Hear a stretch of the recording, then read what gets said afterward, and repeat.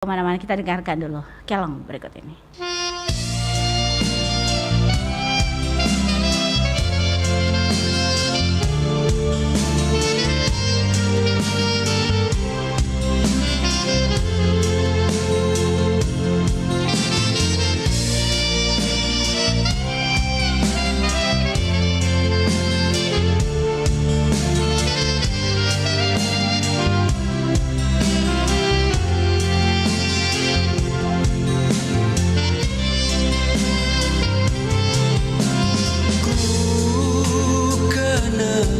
Barang ikau andi lapakasan nang tene pamaiku mingka apa kejarianna ika uji alokoki ane nyawaku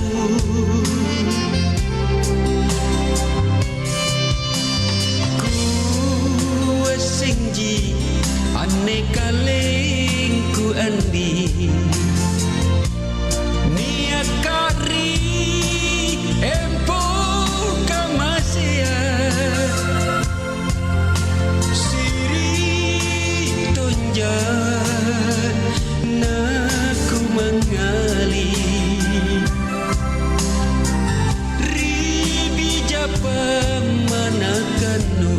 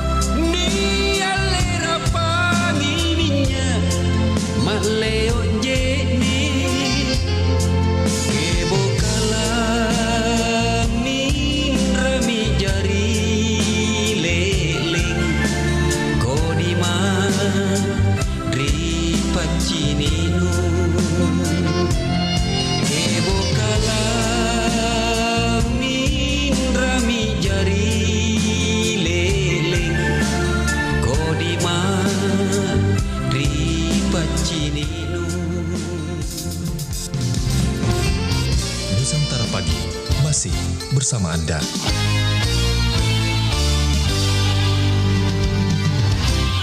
Assalamualaikum warahmatullahi wabarakatuh dan selamat pagi Saribata malam berikut di mana saja berada. Kita berjumpa di pagi hari ini di obrolan komunitas. Dan alhamdulillah pagi hari ini saya sudah kedatangan narasumber di studio kami, yaitu Rama Nur Kurniawan, KSKM MPH. Beliau adalah Ketua Divisi Pelatihan dan Pengembangan HPBD Sulsel. Dan kita di obrolan komunitas dengan topik budaya Angaru dalam masyarakat kekinian. Kita menyapa dulu narasumber kita. Assalamualaikum. Waalaikumsalam Kak Anti. Apa kabar Tak? Alhamdulillah hari ini sehat. Semoga. Baik ya. Saya panggilnya Bung Rama. Boleh, Ya, baik. Okay. Bung Rama, ini kan HPBD salah satu juga Himpunan Pelestari Bahasa Daerah di Sulsel. Kita bicara dulu komunitas karena ini kan obrolan komunitas. Baik. Sebenarnya komunitas kita ini apa dan maksud tujuannya terbentuk HPBD ini? Baik, kalau berbicara maksud dan tujuan sih sebenarnya kalau dari segi namanya saja kan ya. Iya. Himpunan Pelestari Bahasa Daerah ya, tentunya salah satu tujuannya adalah upaya pelestarian bahasa daerah khususnya di Sulawesi Selatan yang digunakan sebagai, kalau istilah teman-teman, sebagai bahasa ibu kan. Oh iya. Jadi keunikan kami di HPBD itu adalah salah satu jalan yang kami lakukan dalam upaya pelestarian itu, salah satu keunikannya karena di internal kami itu anggota-anggotanya terdiri dari beberapa profesi. Ya. Ada yang berprofesi sebagai seniman, ada yang berprofesi sebagai sastrawan, ada juga yang sebagai penyiar kan. Oh iya, iya. iya tahu kalau menyiap. Tahu kan Tia? Iya. Jadi Dan nojeng. jadi melalui profesi-profesi yang kami tekuni itulah Iya. yang kami jadikan jembatan, yang kami jadikan jalan untuk melestarikan bahasa daerah. Jadi pelestarian bahasa daerah itu ya tidak sekaku yang mungkin teman-teman yang lain atau di komunitas lain. Iya. Yang mungkin pada konteksnya hanya berfokus pada jalur literasi saja. Misalnya kayak saya melestarikan bahasa daerah itu lewat musik tradisional ataupun budayawan juga ya, iya. pemerhati budaya ya. Betul kita. kan, iya. Dosen juga atau apa ini? Iya, tenaga pengajar. Oke, Mungkin kalau dosen ya terlalu eksklusif. Dosen memang dosen. Bahasa lainnya gitu kan. Iya. Pengajar dosen ya. Dosen itu kan pengajar, Iya, kan? bahasa lainnya. Oke. Iya, lanjut Jadi seperti silakan. itu. Jadi berangkat dari keresahan-keresahan kami di internal beberapa teman-teman bahwa melihat fenomena di tempat lain, di daerah lain itu adalah bahasa daerahnya sudah mulai punah. Kenapa punah? Karena generasi-generasi muda, anak-anak muda ataupun anak-anak kecil sudah merasa malu menggunakan bahasa daerah itu sebagai bahasa ibu. Betul. Nah, apalagi kalau istilah populernya sekarang Gen Z, anak-anak generasi milenial sekarang. Iya, cocok Ki. Ya kan? Jadi Orang bilang malu-malu. malu-malu Ki. iya. Malu-malu Ki, pakai Ki logat bahasa Iya. Makassar. Padahal mau semua orang itu logat Iya. Mas sebenarnya. Malaki okkots. Ada istilahnya begitu. Iya. Kita tuh di Makassar okkots. Okkots. Padahal okkots itu kan sebagai sebuah identitas sebenarnya. Iya. Kelebihan G. Iya, kelebihan vitamin G. Iya. Iya. Bukan D ya. Bukan. Kadang kekurangan juga. Oh, iya kekurangan ya. Kadang kekurangan juga. Kekurangan G biasanya. Ya kadan. Kadang. Iya, kadan di bukan kadang. Bukan. Bukan. Oke. Baik. Baiklah. Itu garis besar dari Iya, komunitas kira-kira seperti HPBD terbentuk ya. Iya. Oke, baik. Kita masuk ke topik kita, budaya Angaru dalam masyarakat kekinian. Kalau bicara Angaru, nah Bung Rama ini Angaru sebenarnya itu zaman dahulu itu seperti apa dia? Perbandinganlah dengan kekinian. Angaru dulu itu apakah konteksnya berbeda bahasanya ataukah dari sisi pergerakan penusukan badiknya itu atau apa perbedaan dulu dengan kekinian? Silakan. Sebelum saya masuk pembahasan perbedaan dulu dan sekarang mungkin agar pendengar dan Tahu, kita satu persepsi, mungkin saya bahas secara etiologi dulu. Iya. Secara bahasa itu kan dari kata aru, artinya sumpah ditambah imbuhan. Angaru, ang berarti bersumpah. Iya. Dahulu itu angaru digunakan sebagai bentuk sumpah atau janji setia hamba terhadap rajanya atau tuannya ataupun sebaliknya. Perjanjian antara raja terhadap rakyatnya. Jadi konteks angaru itu dulu bukan cuman beraru, bukan cuman prajurit atau bukan cuman hamba yang bersumpah pada rajanya untuk setia mengawal harga diri dan martabat kerajaan atau rajanya, tapi raja pun harus bersumpah pada rakyatnya untuk dapat mensejahterakan rakyat itu. Jadi kalau berbicara secara histori, dahulu kalau berbicara konteks Goa kan ya, dulu sebelum ada kerajaan Goa itu kan masih terdiri dari beberapa federasi Goa itu. Terdiri dari beberapa kerajaan-kerajaan kecil. Kalau istilah dulu disebut sebagai kasuyang. Jadi ada 9 kasuyang dulu. Dulu. Nah, 9 kasuyang itu setiap hari atau setiap saat selalu ingin menguasai satu sama lain. Yang A ingin menguasai B, yang B ingin menguasai C, dan begitu seterusnya. Jadi setiap saat akan terjadi peperangan, akan terjadi penindasan antara satu dengan yang lain. Dalam konteks itu untuk meredam konflik-konflik internal di beberapa kerajaan kecil itu, orang dulu meyakini diturunkanlah satu orang raja yang disebut sebagai Karaeng Tumanurung. Iya. Karaeng Tumanurung itu raja pertama yang diyakini di Goa, di masyarakat Goa. Turunlah Tumanurung, dan pada saat proses turunnya sebenarnya 9 kasuyang itu juga ingin menyerang itu, ingin menaklukkan itu, tapi karena keilmuan kanuragan seorang Tumanurung ini, akhirnya mereka dapat diredam. Akhirnya karena tidak mampu lagi melawan, maka diangkatlah Tumanurung ini, raja perempuan pertama saat itu, sebagai rajanya. Oke. Dan masing-masing kasuang itu, masing-masing kerajaan-kerajaan kecil itu berikrarlah dia dengan masing-masing spesifikasi daerahnya. Mungkin salah satu mungkin kayak kasuang Mangasa atau Talok misalnya, dengan menyebutkan identitasnya. Inak keminne, bulen-bulen na Mangasa bagi masyarakat Mangasa. Artinya? Sayalah bulen-bulennya Mangasa. Kemudian di Talok juga begitu, mengikrarkan dirinya sayalah macan kebo kari Talok. Masing-masing daerah punya teks Aru tersendiri. Jadi kalau berbicara struktur teks, sebenarnya kalau yang dulu dengan yang sekarang tidak ada perbedaan. Tidak ada perbedaan. Tidak ada perbedaan antara yang dulu dengan yang sekarang kalau berbicara konteks tekstual Aru itu. Cuman di era kekinian ini karena banyaknya teks-teks Aru itu, maka para seniman-seniman sekarang itu menyatukan Aru itu menjadi satu teks Aru Tubarani yang merangkum beberapa teks-teks inti dari masing-masing daerah itu. Jadi seperti itu perbedaan kalau berbicara kontekstual teksnya itu, Kanti. Kalau dari sisi fisiknya, apakah perbedaan antara, mohon maaf ini, bisu dengan goa? Ini kan atau adakah orang-orang tertentu yang berperan lah? Tadi kan teksnya. Nah, orangnya sendiri itu bagaimana? Apakah harus pilihan atau harus memang kayak bisu itu kan dia punya ritual tertentu? Kalau di goa bagaimana ini, Bung Rama? Kalau gua itu kan tidak ada bisu. Kalau bisu itu kan ciri khasnya di Bugis kan, Iya, betul. Nah, kalau di gua, kalau berbicara, kalau kita kembali pada konteks Aru, yang beraru itu saat itu adalah Tubarani, kesatria. Kesatria, kalau berbicara sekarang kan sudah tidak ada perang. Sudah tidak ada kesatria saat ini ya. Sudah tidak ada kesatria. Tapi kalau konteks kenegaraan mungkin ada prajurit yang mungkin akan berikrar pada panglimanya. Nah, seperti itu mungkin konteksnya. Ada bawahan yang mungkin berikrar pada bupatinya, pada pejabatnya. Itu mungkin ditarik pada konteks itu.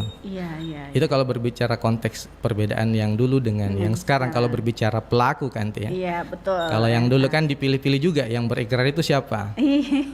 Tidak sembarang kan, harus ada keturunannya ya. Tidak mesti juga. Artinya orang yang berikrar itu adalah orang yang diandalkan, dipatuai. Misalnya dalam satu struktur kerajaan yang berikrar itu adalah ya yang diandalkan dari sekian banyak prajurit. Pasti ada salah satu prajurit yang diandalkan. Itulah yang disebut Tubarani, yang memimpin prajurit yang lain. Seperti itu. Boleh tahu, dulu itu kan Angaru itu dipakai pada saat berperang. Pastinya itu dia punya kekuatan magisnya ada. Ada. Tidak mungkin tidak ada, karena kalau kita melihat saat ini kalau biasa penjemputan tamu ya, sekarang kan digunakan Angaru itu kekinian itu udah dipakai untuk penjemputan tamu kehormatan. Nah, apakah juga dengan unsur-unsur magic itu masih ada sampai sekarang?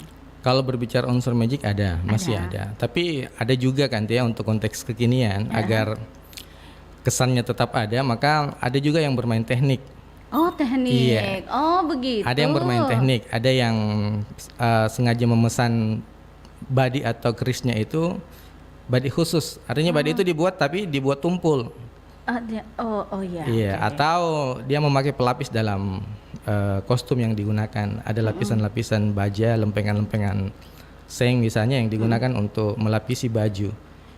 Jadi kalau berbicara teknik, ada juga yang memakai teknik trik gitu ya. Kalau kata siapa, pesulap merah gitu. Kalau kata kalau konteks ini dibawa diskusi ke pesulap merah kan tidak nyambung juga nanti kalau berbicara magic itu.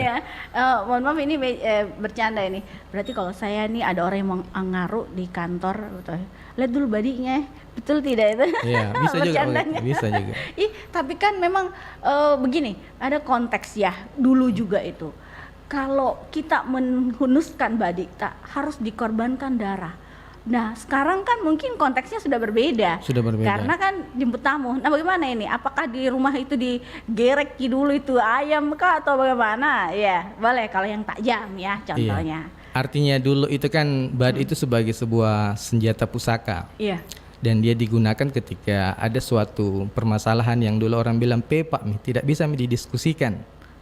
Artinya sudah tidak bisa diselesaikan. Proses penyelesaian masalah orang-orang dulu itu kan melalui 3 ujung itu. Ya, lidah, Ujung lidah, ujung kemaluan, padi. sama ujung badi. Iya, oke. Jadi kalau sudah tidak bisa diajak negosiasi, maka dinikahkanlah dia. Oke. Ketika sudah tidak ada jalan keluar baru menggunakan senjata itu. Iya, Artinya ketika senjata itu digunakan ya sudah memang harus diselesaikan. Dengan Artinya kalau darah. dalam konteks itu musuhnya sudah harus diselesaikan pada saat itu. Mungkin pemaknaannya seperti itu.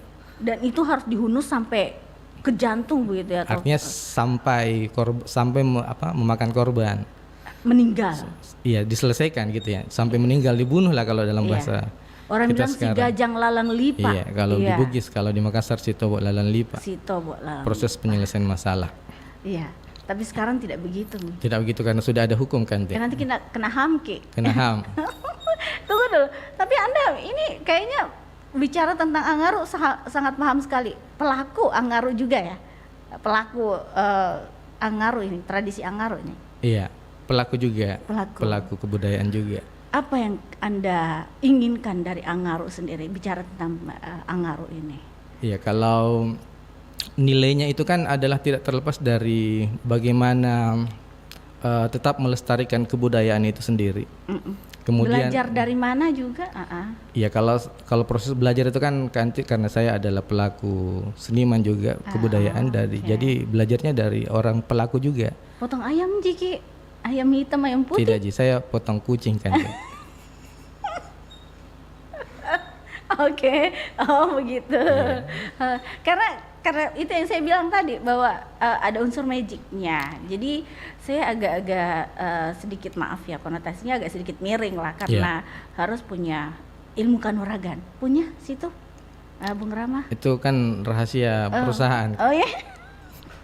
Oke, Iya. karena pelaku jadi saya agak sedikit kepo begitu Iya, ya. artinya biasa orang-orang bijak itu ketika dia mempunyai sesuatu tidak menggembor-gemborkan yang dia Iya. miliki. Betul. Tapi yang menurut Anda pahami itu atau melihat ya, bukan dari Anda ini contohnya, itu puasa tidak ya? Tidak mandi atau tidak makan daging atau bagaimana? Yang Anda tahu dari keilmuannya dalam catatan keilmuan, boleh diceritakan. Macam-macam, ada beberapa sumber kekuatan itu sebenarnya kan kalau berbicara ilmu kebal. Ini agak jauh lagi dari konteksnya. Tapi kan Angaru kan ada betul. itunya. Ada iya. yang bersumber dari secara eksternal, Oke. ada yang internal. Eksternal itu biasanya menggunakan media, kekuatan-kekuatan atau energi dari media lain seperti batu. Misalnya kalau yang sering digunakan seperti kulo basi atau montak basi. Apa itu? Dia sejenis batu, iya, bukan besi sebenarnya. Dia inti tanah sebenarnya kalau montak itu. Jadi satu endapan yang keras, menyerupai saking kerasnya dia seperti besi. Jadi orang dulu itu kan ada satu kebudayaan, ada satu perilaku yaitu kalau dalam bahasa saya materialisasi doa. Kalau mungkin dalam bahasa sekarang di Makassar itu sara. Dijadikan sebagai sara karena inti tanah tadi itu keras. Jadi dia disyaratkan tubuhnya sekeras itu. Oh, Iya, dia lesara ki. Iya, iya. Jadi ada sugesti orang itu terhadap benda. Di luar dari ketika benda itu dihuni oleh jin atau mempunyai kekuatan tersendiri, Iya, di luar betul. dari konteks itu. Jadi ketika kita meyakini sesuatu itu mempunyai energi, maka sugesti itulah yang kemudian hadir dalam benda itu, sehingga ketika kita gunakan, kita juga akan merasa menjadi kebal. Kita mensugesti diri kita sendiri, jadi kita akan mengaktifkan alam bawah sadar kita. Kalau dalam bahasa psikologi disebut hipnotis. Ini hipnotis saya nih sekarang mendengarkan Angaru, ya. Itu dalam bahasa psikologi mungkin ilmu hipnotis. Jadi orang itu yang terhipnotis dengan benda tersebut ya. Iya, dia mensugesti dirinya untuk kebal. Sekeras itu. Iya, sekeras itu. Jadi apapun yang menabok saya itu tidak akan mempan gitu. Iya. Ada juga yang itu kalau eksternal kan, Oke. ada juga yang Internal. internal itu biasanya melalui proses tirakat tersendiri. Entah dia bersikir atau ada amalan-amalan yang dia lakukan atau Puasa. Iya, puasa seperti yang Kanti sampaikan tadi. Potong ayam hitam. Iya, ada dijadikan syarat, biasanya ayam itu sebagai Media, salah ya? satu syarat yang dibawa ke gurunya. Itu tadi kalau yang saya sebutkan yang kedua itu kan melalui proses sendiri, Iya, oke. melalui tirakat amalan-amalan tertentu. Ada juga yang ditransfer oleh sang guru. Oh, ada begitu. Iya, ada yang diisi Oke. sama gurunya, diisi. Ah, Nah, biasanya kalau proses pengisian itulah muridnya biasa bawa sesajen gitu. Kalau dalam bahasa sekarang mungkin di Makassar jakang. Jakang. Iya, ada mie berasnya, ada mie kelapanya, songkolokna. ada mie songkolokna. Ada mie Nggak ada songkolok nanti kalau Ada. jakang. Beras, lilin, Oh, nggak ada kelapa. songkol. Iya. Kukira dimasak mie itu semua baru dimakan, kira rame-rame duduk sama Selesai, guru. selesai kan? Oh, selesai. Selesai. Begitu. Iya. Oke, baik. Saya mohon maaf karena saya memang orangnya agak sedikit buta tentang Angaru. Jadi kita harus tahu juga ini prosesnya seperti apa orang mempelajari Angaru, karena ya itu saya bilang tidak sembarang orang. Saya kira dulunya adalah keturunan. Ada juga ya dari keturunan begitu diturunkan untuk ilmu Angaru ini. Ada ya, yang seperti yang saya bilang tadi, kalau untuk teknis itu ditransfer energi itu. Turun langsung keturunannya ya. Bukan, maksudnya diisi agar dia Oh. kebal gitu kan, untuk bisa melakukan atraksi Angaru itu. Oke. Tapi Anda adalah keturunan dari Bapak Angaru juga. Tidak, bukan, saya kenaikan Kanti, bukan keturunan.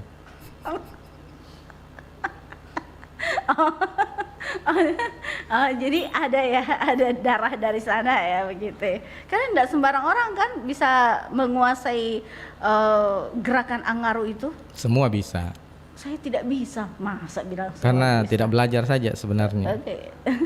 Waduh, kalau saya melihat gerakannya tuh dia punya energi yang sangat kuat untuk menggerakkan itu, dan itu tidak sembarang.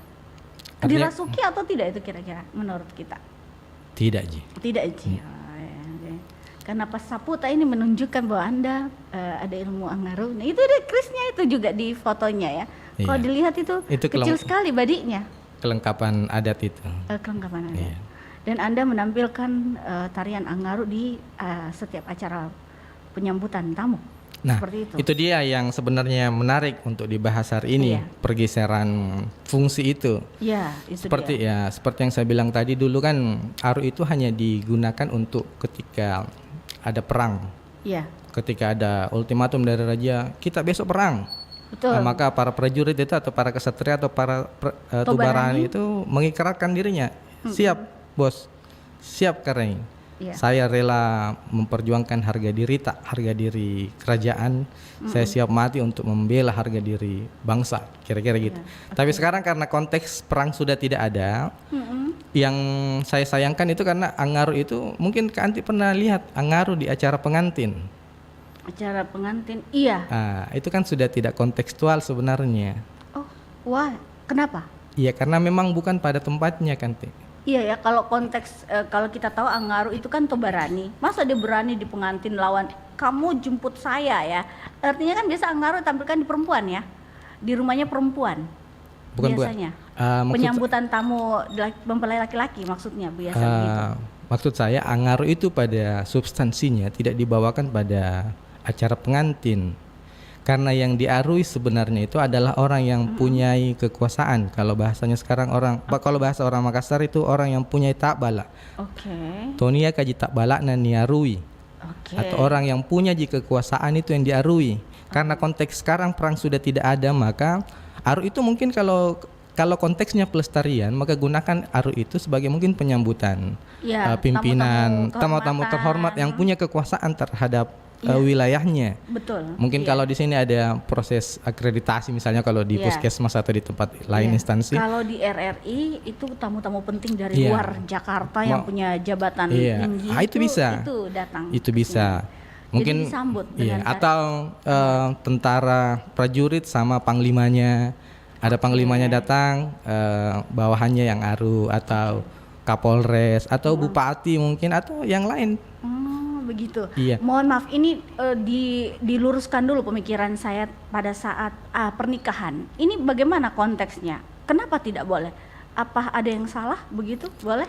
Nah, kalau dia konteks kita berbicara konteks estetika sebenarnya tidak ada yang salah kalau dalam seni pertunjukan. Oke, baik. Iya, tapi kan kalau kita berbicara secara teoritis mengenai aspek sosiologis itu kan ada pembahasan mengenai aksiologi. Aksiologi itu berbicara nilai kan, Ti. Oke. Nilai itu ada dua, ada etika, ada estetika. Oke. Etika itu berbicara baik dan buruk. Oke. Estetika berbicara cantik atau tidak. Oke. Iya. Sesuatu yang cantik itu kan belum tentu baik. Iya. Begitu juga sesuatu yang buruk itu belum tentu jelek juga. Nah, itu kalau berbicara estetika dan etika. Sama seperti misalnya saya beberapa kali menganalogikan surah Yasin itu kan bagus kan, ya. Iya, betul. Tapi biasanya kan nanti dengar bacaan surah Yasin itu di acara-acara apa? Meninggal. Gitu kan? Karena Itu yang memang paling utama ya? agak spesifik dia pada kegiatan itu. Iya. Kan agak lucu juga kalau kegiatan Menikah. peresmian gedung baru misalnya ini RRI ini. RRI ini peresmian gedung baru, kemudian ada pembacaan ayat suci Al-Qur'an, kemudian yang dibawakan Yasin. Yasin itu kan bagus pada konteks baik atau buruknya baik, tidak ada yang bilang Yasin itu buruk. Iya. Tapi karena tempatnya berbeda, maka mungkin ada bacaan Quran yang lain yang agak tepat dibawakan untuk kegiatan itu. Sama dengan pengantin. Kalau aru dibawakan di pengantin, yang pertama adalah pengantin itu tidak punya takbala, tidak ada takbalana, tidak ada kekuasaannya. Iya. Ya kan? Tidak ada kekuasaannya. Kemudian syair-syair yang digunakan itu kan sayanu terasa. Artinya terasa. Artinya semangat juangnya itu aru itu. Oke, betul. Ya kan? Nah, kalau niatan teman-teman adalah upaya pelestarian, di pengantin itu ada juga pakiok bunting. Oh iya, betul. Iya, kenapa bukan itu yang dilestarikan? Kalau berbicara mau melestarikan kebudayaan Makassar, kebudayaan Sulawesi, kan pakiok bunting itu banyak yang tidak tahu. Padahal pakiok bunting itu syairnya indah juga. Kalau berbicara indah, ya, indah juga dan baik ketika digunakan di pengantin karena memang tempatnya. Karena syair-syairnya itu mendoakan keharmonisan rumah tangga kedua calon mempelai. Kalau aru itu kan mana syair yang mendoakan keharmonisan? Iya. Karena syair-syair yang memang syair-syair perang, syair-syair untuk membangkitkan semangat juang. Masa orang mau nikah terus kita berperang antara perempuan dengan laki-laki yang mau dinikahkan, artinya mungkin konteks kalau perang secara umum mereka ya. berdua mungkin perangnya lain juga. Ini bukan di medan perang maksudnya di medan ya. perang. Jadi konteksnya itu alangkah cocoknya pakiok bunting saja. Iya, kalau upayanya adalah upaya pelestarian. Iya. Kalau memang aru itu juga mau dilestarikan kan ada tempatnya juga. Ya mungkin ya tadi acara penyambutan tamu kehormatan. Yang jelas tamu itu mempunyai kekuasaan tadi. Oke. Artinya ya, walaupun bukan dia seorang bupati, bukan dia seorang kapolres, bukan seorang panglima, ketika mungkin Kak Anti punya tamu ini, ruangan ini mau diaksesori, Iya, diresmikan. diresmikan. Yang resmikan kita kan pasti orang yang Iya, punya petinggi, kekuasaan, iya, punya betul. otoritas terhadap gedung ini. Betul, Ya iya. kan? Ya mungkin Kak Anti punya otoritas, tapi otoritasnya hanya di ruangan ini. Iya. Di luar itu Bukan. ada Iya. orang lain yang mempunyai otoritas Iya. pada ruangan yang lebih besar. Iya, betul. Itu ya. Iya. Boleh tahu, bolehkah? Ini kan biasa kan orang pengantin itu kan para bangsawan. Jadi bilang bagus kalau kita pakai angaru. Nah, bagaimana menurut Tak ini? Saya seorang bangsawan, contoh, saya bangsawan, saya mau pakai angaru bahwa saya ini keturunannya tuh berani, begitu. Saya mau pakai walaupun saya menikah begitu. Ini konteksnya bagaimana ini, Bung Rama? Ya sebenarnya tergantung pada kacamata apa yang kita gunakan. Oke. Iya, kalau kita berbicara pada nilai yang sebenarnya, pada konteks etikanya, iya, itu kurang tepat. Tapi kalau kita motivasinya pada konteks estetika, keindahan, tidak ada yang salahkan karena seni itu bebas. Oke. Seni itu bebas kan, Ti? Iya. Bisa ditempatkan di mana saja. Makanya ada istilah saya dari beberapa referensi. Kalau berbicara tinjauan sosiologisnya ya, Iya. komodifikasi budaya. Jadi bagaimana budaya itu dikemas sedemikian rupa sehingga menjadi sebuah komoditas. Komoditas itu kan barang yang laku dijual. Iya. gitu ya. Jadi bagaimana saya mengemas, misalnya ini saya sudah minum airnya, kemudian dia sudah jadi sampah, bagaimana sampah ini saya modifikasi supaya dia menarik. Mungkin saya gunting-gunting, kemudian dia bisa jadi asbak. Asbak itu akan menjadi sebuah komoditas baru. Iya, oke. Gitu. Sama seperti budaya tadi. Bagaimana karena konteks perangnya sudah tidak ada, bagaimana aru ini saya komodifikasi sehingga dia laku terjual dalam konteks entertain. Oke. Ya, makanya dipertunjukkanlah ya dalam beberapa momen, walaupun momen itu mungkin kurang tepat untuk aru itu. Salah satunya adalah momen pernikahan. Ya. Jadi dia dikomodifikasi. Artinya orang yang lihat, pasti orang luar yang melihat ini bilang, oh begini misalnya tradisinya orang Makassar, keren jadi. Keren jadi. Padahal kalau kita mau tarik ke belakang, ya memang keren tapi tidak beretika. Sampai saya perhatikan, kadang saya melihat beberapa teman-teman yang mungkin tertarik untuk melestarikan itu, saya apresiasi sebenarnya.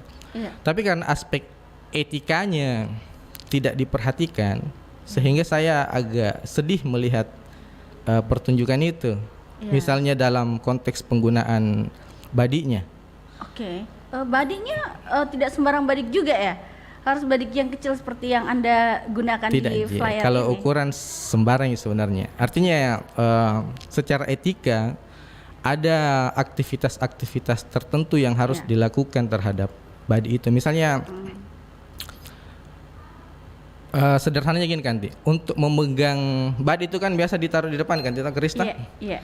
Memegang badik itu harusnya dia menggunakan tangan kiri. Anda Baru cara memegangnya ini. baru memegang. Iya. Karena yang Kalau kanan. foto boleh ya, kanan ya, boleh Iya, ya. artinya kalau di tempat keramaian, karena ketika kita memegang hulu keris itu menggunakan tangan kanan, orang bacanya simbol, diunuskan. sudah simbol standby, Siap. siaga satu, Mi. Iya, oke. Makanya ketika bertemu dengan raja dulu atau pembesar-pembesar yang lain, tamu-tamu agung, bad itu harus dalam keadaan terikat. Saya kebetulan bawa contoh kan, Ti. Oh, boleh. Iya. Boleh dilihatkan. Ini contoh saja ya, sahabat budaya, bukan untuk dilakukan hal-hal yang konotasinya negatif ya. Ini contoh untuk badik tersebut yang biasa digunakan oleh Bung Rama pada saat Angaru itu dilakukan penjemputan tamu. Oke, Ini boleh? ini kan keris kan. Iya. Jadi dalam prosesi atau acara-acara adat, maka keris itu atau pusaka itu harus dalam keadaan terikat seperti ini. Kalau bahasanya orang Makassar pasikos sumanga. Jadi semangat atau spirit dari benda ini diikat. Artinya kan berbeda maknanya ketika saya buka pengikat ini. Artinya barang ini sudah dalam keadaan siap untuk digunakan. Artinya dia sudah panas ini, mau maka keluar ini dari mau keluar. sarungku. Makanya dia diikat.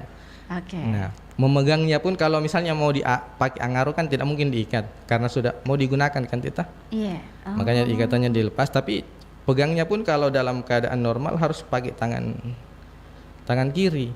Karena yang kanan dipakai menyambut, silakan tabe masuki.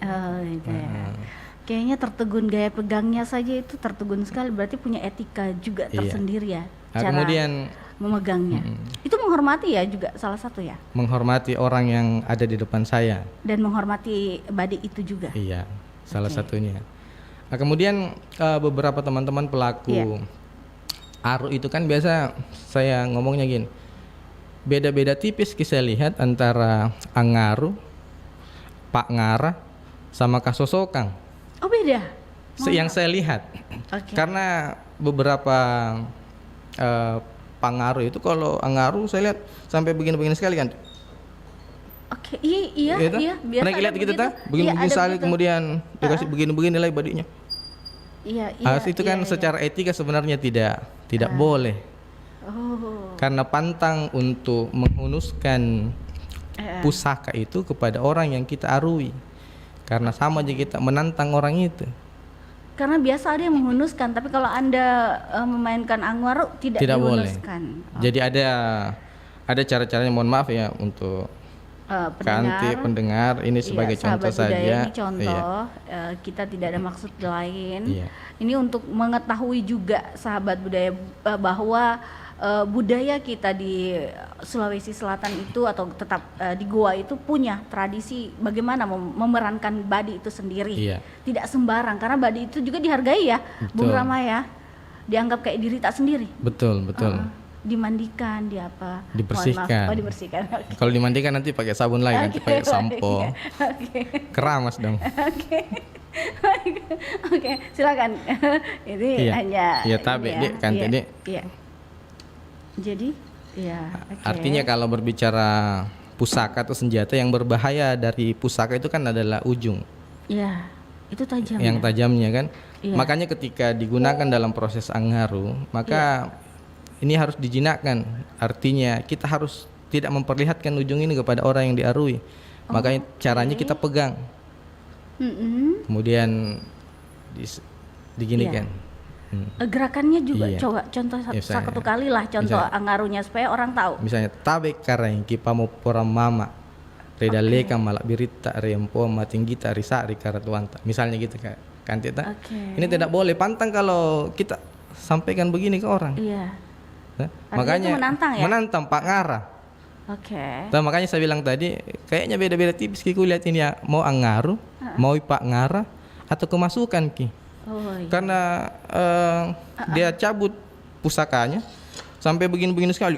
Iya, iya, ada yang biasa begitu. Iya, iya. Oke. Itu, Oh, iya. itu kayak orang lihat, ini kemasukan ini atau Ah, keluaran. Oke. Nah, gitu. Itu adalah konteks-konteks etika yang bergeser dari para pelaku aru dulu Iya. dengan para remaja-remaja yang sekarang. Karena mungkin kesenian aru itu dilihat sebagai bentuk pertunjukan yang seksi, menarik, maka orang beramai-ramai untuk mempelajari itu. Cuman sayangnya tempat belajarnya yang kurang tepat karena sebagian besar orang yang saya perhatikan belajarnya melalui YouTube, bukan pada sumber aslinya. Mau belajar Iya. ramah ya. Kalau pahamnya. mau artinya ada yang lebih tepat juga di luar dari saya kayak gitu. Tapi Artinya paling kalau tidak ada belajarnya garis di besar. YouTube kan yang kita pelajari itu adalah Iya. aktivitas visualnya. Oke. Iya kan? Yang kita Dan lihat, yang kita cerna. Iya. Tapi iya. di balik itu kita tidak akan dapat informasi yang menarik atau Iya. informasi lain di luar dari aktivitas visual yang dilakukan oleh para pelaku yang kita lihat di YouTube itu. Oke. Jadi memang kalau mau belajar, belajarlah sama orang yang mengetahui Iya. budaya Angaru. Betul, saran saya seperti itu kalau kita berbicara Oke. kebudayaan. Baik. Saya hadirkan dulu Kelong karena kayaknya kita harus dengar Kelong istirahat Ki dulu di. Oh, Iya. cocok gitu, cocok. Ini satu Kelong dari Sandi Ceng dan Fitri Adi Babilkis dengan Yape Mamaliang. Itu lagu Makassar ya? Yape Maliang judul Kelongnya. Coba kita dengarkan dulu sama-sama. Baik.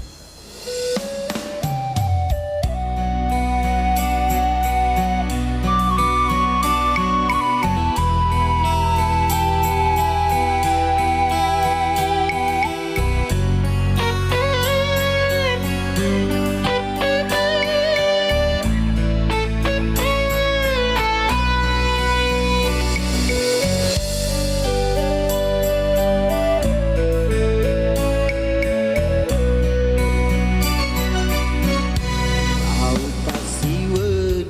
pasiwenien tepadani uingena atimu na atiku hipasidi pasisio singkeru Pada terialeku Dewi melupai Segar terialeku Digapakan kena Urai sememang asipo jinata Dewan dikasih dia Dewan dikasih dia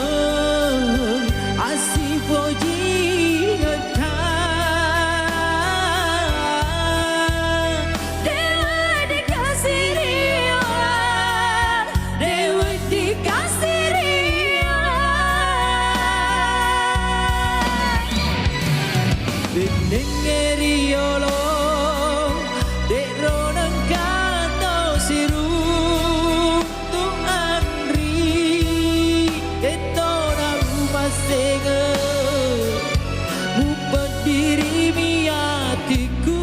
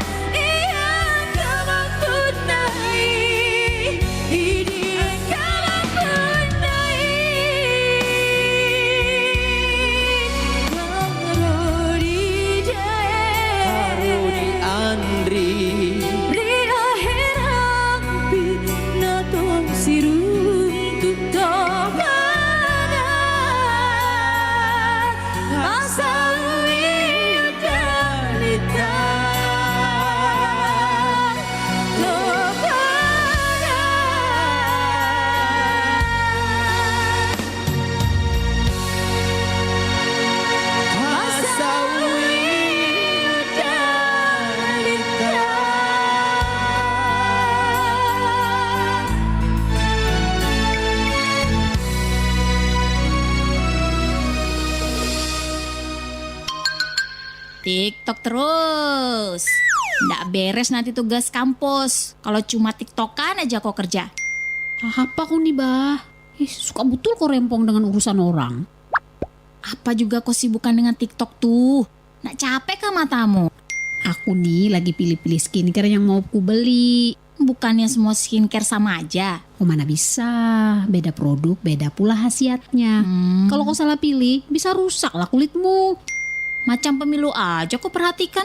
Aw, apa pula hubungannya Yan? Ya ada bah. Coba kau pikir. Beli skincare, Ya. kan nggak bisa sembarangan produk.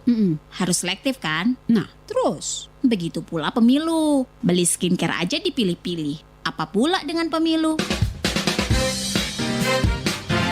Skincare aja bisa dipilih-pilih, kenapa tidak dengan pemilu 2024 nanti?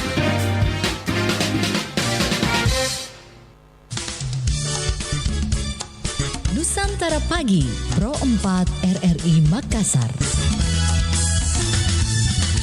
Ya, Baju Misar Batam malam berikut di mana saja berada. Kita masih di obrolan komunitas dan masih bersama Himpunan Pelestari Bahasa Daerah. Saya sudah ada Bung Ramah kembali. Bung Ramah, tadi sampai terhipnotis kita melihat badiknya, terus bagaimana peragaannya pada saat menjemputan tamu itu harus dipegang ujung badiknya, tidak boleh dilepas begitu saja. Iya. Karena itu ada sebuah penghormatan begitu ya. Iya, kalaupun harus dilepas maka badinya harus diarahkan ke belakang. Oh begitu. Iya. Harus diarahkan ke Ke belakang. belakang. Tidak boleh ke depan. Kalau ke depan dipegang lagi. Oke. Jadi ada memang gerakan-gerakan Iya, tertentu. secara etikanya seperti itu. Etika. Oke. Bagaimana Bung Rama melihat sekarang? Kan tadi kita bilang di pengantin tampilkan, terus bukan tempatnya itu ngaruh itu diperagakan, tapi diperagakan karena tanda kutip materi. Nah, apa sebenarnya yang perlu disampaikan kepada para pemeran ngaruh untuk budaya kita ini? Iya. Yang perlu disampaikan sebenarnya yang pertama tadi, kalau berbicara baik atau buruk, saya tidak punya otoritas juga menyimpulkan itu, karena seperti saya bilang tadi tergantung dari kacamata orang yang melakukan. Ketika motivasinya adalah untuk murni seni, saya rasa bebas-bebas saja. Tapi catatan saya, karena seni yang dibawakan ada nuansa budayanya, maka seni itu atau estetika itu harusnya juga perlu memperhatikan nilai-nilai etikanya. Jadi saran saya ya teman-teman pelaku itu harus dan perlu untuk mempelajari etika-etika aru itu atau etika-etika penggunaan keris dalam proses aru, keris atau badi. Badi ya kalau kita di Sulawesi Selatan ya. Dia harus memperhatikan estetikanya. Kalau melihat lagi kembali dari kacamata Anda sebagai pemeran dari Angaru sendiri, kata-kata yang wajib digunakan itu apakah harus berbeda pada saat menerima pengantin ya tadi contohnya dengan penerimaan tamu, harus beda gitu atau harus sama konteks syair sendiri yang diucapkan? Kalau syair itu kan kalau pengantin memang substansinya tidak ada aru itu tidak ada konotasi-konotasi yang tepat digunakan untuk pengantin. Karena pengantin itu sendiri ada pakai bunting yang memang syairnya itu untuk mendoakan kesejahteraan, kemakmuran dan keharmonisan para pengantin itu. Atau samawa kalau dalam bahasa agama itu sakinah, mawaddah dan warahmah. Oke. Jadi kalau ya. Oke. Jadi begini. Jadi apa yang dipakai oleh mereka yang di pengantin tuh syairnya sama ya? Sama. Oh iya, oke. Padahal sebenarnya kalau bilang estetika ya bagus, tapi kalau untuk penempatannya iya, tidak karena cocok. syairnya yang artinya tidak ada satu syair pun, satu bait pun yang kemudian pas untuk menggambarkan suasana pengantin itu. Karena dari aru itu dari akhir sampai dari awal sampai akhir itu syairnya semua nuansanya nuansa tegang semua. Untuk membangkitkan semangat juang para prajurit. Tobarani. Perang, iya. Ya. Oke, baiklah. Sekarang yang terakhir nih, kesimpulan kita. Tunggu dulu. Ini kita ke apa pesannya untuk generasi muda kita saat ini? Gunakanlah Angaru seperti apa dan harus paham mungkin. Silahkan. Baik. Dan kesimpulan juga sekalian. Sekalian kesimpulan kan ya. Iya, tadi saya sudah sekilas menyampaikan bahwa untuk generasi muda untuk mempelajari aru itu bagus. Kalau tujuannya adalah upaya pelestarian. Tapi gunakanlah aru itu pada konteksnya. Kalaupun hanya memperhatikan unsur keindahannya dan hanya ingin ditampilkan di kegiatan pengantin yang mungkin secara etika tidak pada tempatnya, maka perhatikanlah aktivitas-aktivitas etika dalam penggunaan senjata pusaka itu, badik ataupun keris. Nah, itu yang pertama. Yang kemudian yang kedua, saya kemarin sempat diskusi dengan salah satu guru besar dari UNM, Profesor Dr. Haji Kembong. Iya. Tahu. Tahu kan ya? Iya, tahu. Nah itu Prof Kembong juga mengkritik aru itu ketika digunakan di acara pengantin.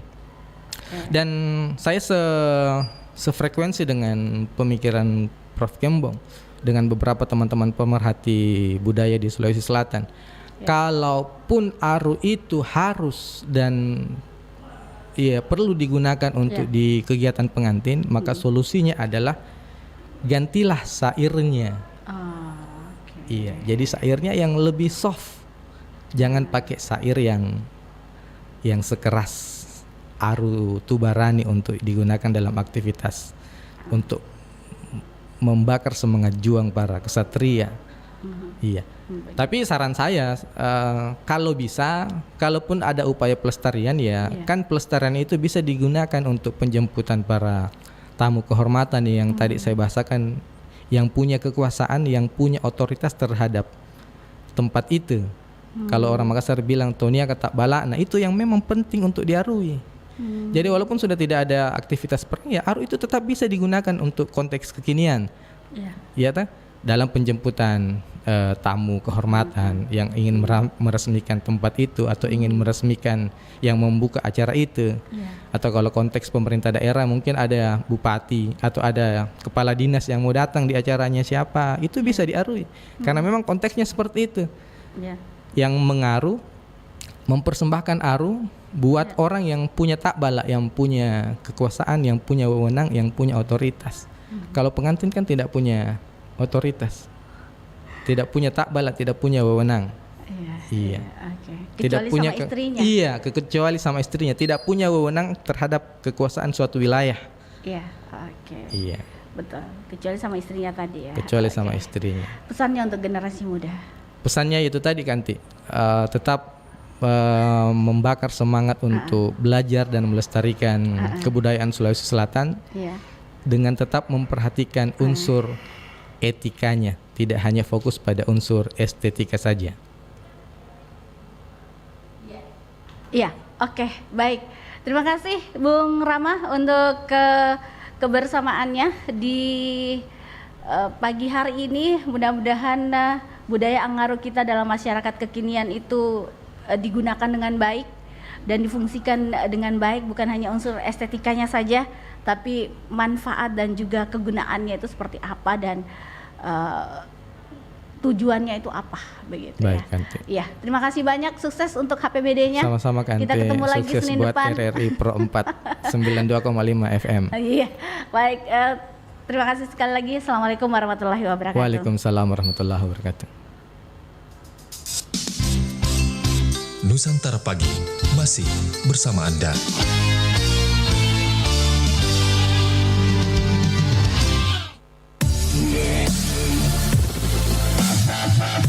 Halo guys, kali ini aku pengen cek anak muda. Pada tahu nggak ya, tanggal 14 Februari 2024 itu hari spesial apa?